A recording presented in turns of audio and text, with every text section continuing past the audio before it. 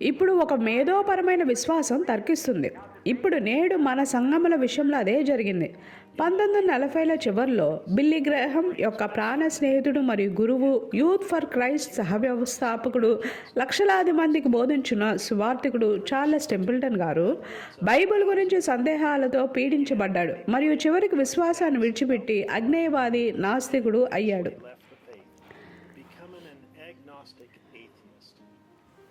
మానవ తర్కికం మరియు వాక్యానికి విరుద్ధమైన శాస్త్రం కారణంగా టెంపుల్టన్ గారు దేవుని వాక్యాన్ని అంగీకరించలేదు మరియు విశ్వాసం ద్వారా వాక్యాన్ని నమ్మలేకపోయాడు.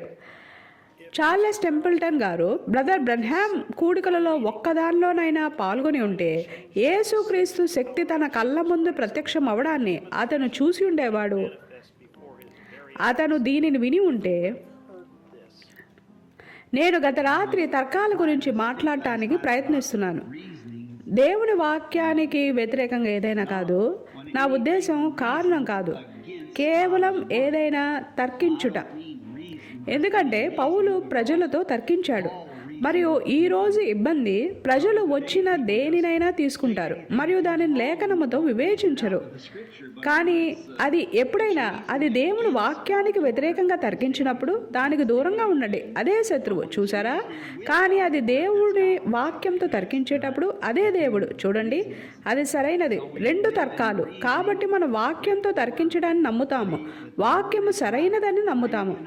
ఇప్పుడు మీరు వాక్యాన్ని శాస్త్రీయంగా నిరూపించలేరు, ఎందుకంటే మరియు మీరు ఎప్పటికీ నిరూపించలేరు, ఎందుకంటే ఇది శాస్త్రానికి చాలా విరుద్ధమైనది. ఇది శాస్త్రీయంగా నిరూపించబడితే అది ఇక విశ్వాసం కాదు. చూడండి, మీకు విశ్వాసం ఉండాలి మరియు విశ్వాసం శాస్త్రీయ నిరూపణకు విరుద్ధం. కాబట్టి మీరు దానిని నమ్మాలి, దానిని నిరూపించడం కాదు, దానిని నమ్మాలి. అదే ఆలోచన. ఈ వర్తమానం నాకు లభించినందుకు, 1200 కంటే ఎక్కువ వర్తమానములు కూడా ఉన్నందుకు నేను చాలా కృతజ్ఞుడను. బండ నుండి అపరిమితమైన జీవజలం. నేను దాన్ని నిరూపించాల్సిన అవసరం లేదు, నేను దాన్ని నమ్మాలి అంతే. నేను ఇంకా పక్షిరాజులు కూడుకొనుచున్నవి లేఖను చదవలేదు. అది సరైనదా కాదా అని చూడటానికి ప్రయత్నిస్తూ ఉండలేదు, ఎందుకంటే వర్తమానికుడు విలియం మ్యారియన్ బ్రన్హామ్ టేపులో చెప్పిన ప్రతిదీ సత్యమని నాకు ఇప్పటికే విశ్వాసం ఉన్నది. సహోదరుడు జోసెఫ్ బ్రన్హామ్ టేప్లోని వర్తమానముల ద్వారా చాలా ప్రేరేపించబడ్డాడని నేను చాలా సంతోషంగా ఉన్నాను.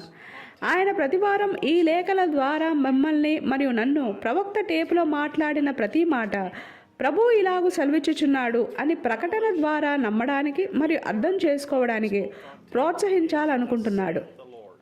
నాకు తెలిసిన ప్రపంచవ్యాప్తంగా ఉన్న యేసుక్రీస్తు వధువు యొక్క ప్రతి భాగం కూడా అలాగే భావిస్తుంది. శుభోదయం. నేడు శనివారం జనవరి 3, 2026. ఇప్పుడు ఇండియాలోని జెఫర్సన్విల్లోని www.branhamtabernacle.org నుండి బ్రన్హామ్ టాబర్నికల్ నుండి లేఖ. నీటి బుగ్గ నుండి త్రాగే ప్రియమైన వార్లారా, మనము ఎటువంటి క్రిస్మస్ను మరియు నూతన సంవత్సరంను కలిగి ఉన్నాం కదా. దేవుడు తన వధువుకు పంపిన దేవుని బహుమతులను మనము స్వీకరించి మరియు వాటిని తెరిచినాము. మన మొట్టమొదటి కానుక చుట్టబడిన ఆ అతి గొప్ప క్రిస్మస్ కానుకై ఉన్నది. దేవుడు తనను తానే మానవ శరీరంలో చుట్టుకొని మరియు ఆ మూటను లోకమునకు పంపించాడు. అది ఆయన యొక్క వధువును పునరుద్ధరించడానికి ఆయన యొక్క మొట్టమొదటి గొప్ప కానుకై ఉన్నది. పిదప దేవుడు ఆయన యొక్క వధువు కొరకు మరొక గొప్ప మూటను పంపించాడు. ఆయన మనల్ని ఎంతగా ప్రేమించాడంటే ఆయన మనతో నేరుగా మాట్లాడగలిగినట్లు మరొకసారి శరీరంలో వచ్చి మరియు తనను తాను బయలుపరుచుకున్నాడు. తన వధువు మరియు తాను ఒకటవ్వాలని ఆయన కోరి ఉన్నాడు. మరియు ఇప్పుడు స్నేహితులారా, నన్ను తప్పుగా అర్థం చేసుకోకండి. నేను నిత్యత్వమునకు బద్ధుండై ఉన్న వ్యక్తినై ఉండి ఏదో ఒక రోజు తీర్పులో మీ ఎదుట నిలబడతానని ఎరిగి ఉండి నా హృదయంలో గౌరవంతో దీనిని చెప్పుదును కాక. వేలాది మంది ప్రజలు తమ కానుకను తప్పిపోచున్నారు. చూసారా, వారు దానిని గ్రహించలేకపోతున్నారు మరియు వారు చూసి మరియు అతడు కేవలం ఒక మనిషి మాత్రమే అని అంటారు. అది నిజమే. ప్రజలను విడిపించినది మోషేనా లేక దేవుడా?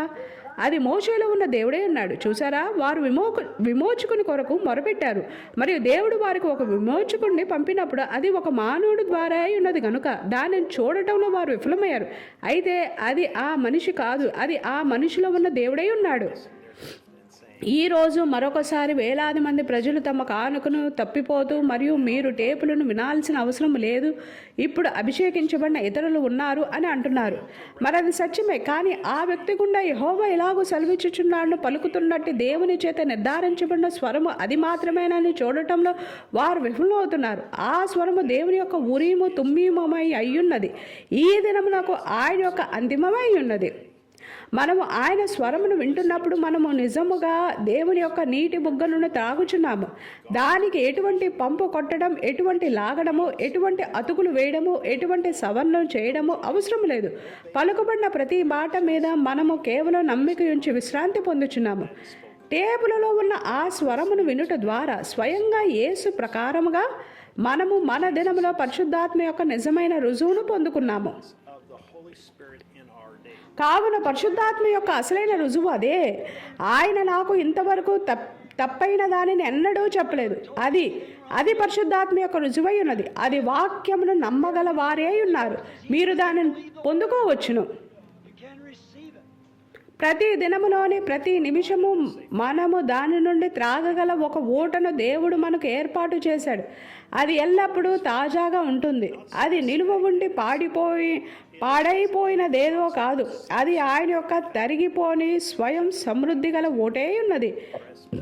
మీరు కేవలం ప్లేను నొక్కవలసి ఉన్నారు. దేవుని వద్ద నుండి వచ్చిన ఒక కానుక గురించి మాట్లాడుతున్నాను. ఈ కానుక నిజంగా ఎంతో గొప్పదో మీరు ఊహించగలరా?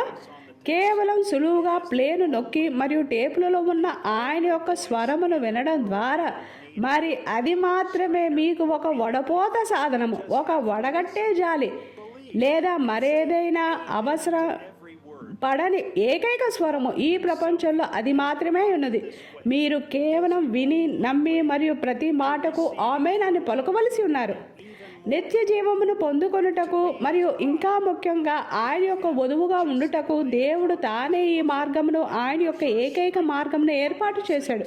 మనము కేవలం ఆయన రొమ్మున ఆనుకొని మరియు ఆయన యొక్క ఊట చెప్పే దానిని, ఆయన యొక్క స్వరమును ఎల్ షడ్డై ఆయన యొక్క వధువుతో మాట్లాడుటను వినుచు మన బలంను పొందుకోవచ్చును.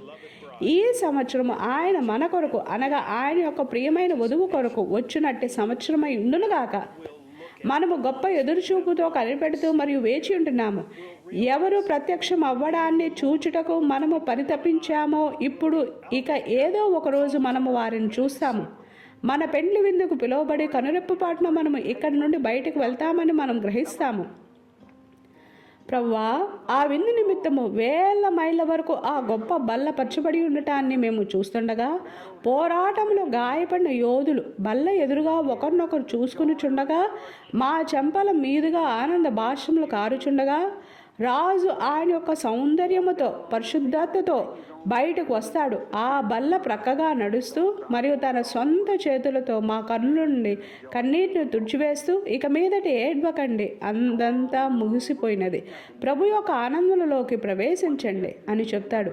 తండ్రి మార్గమంతమునకు మేము చేరుకున్నప్పుడు అప్పుడిక దారిలోని కష్టాలు ఏమీ కానట్టు అనిపిస్తుంది. ఈ ఆదివారం జెఫర్సన్ కాలమానం ప్రకారంగా మధ్యాహ్నం 12 గంటల సమయం అప్పుడు వచ్చి మాతో కలిసి మరియు ఈ దినమునకై దేవుడు ఏర్పాటు చేసిన ఊట నుండి త్రాగండి మరియు త్రాగండి మరియు త్రాగుతూనే ఉండండి. మీరు పూర్తిగా నిశ్చింతగా ఉండి మరియు మీరు వినే ప్రతి మాటకు ఆమేన్ చెప్పగల ఏకైక స్థలము అది మాత్రమే ఉన్నది. అది ఆయన యొక్క వధువు త్రాగడానికి ఆమె కొరకు ఆయన ఏర్పాటు చేసిన బుగ్గ బావి అయి ఉన్నది. సహోదరుడు జోసెఫ్ బ్రెన్హామ్. వర్తమానము 64-07-26 ఈ బ్రద్దలైన తొట్లు.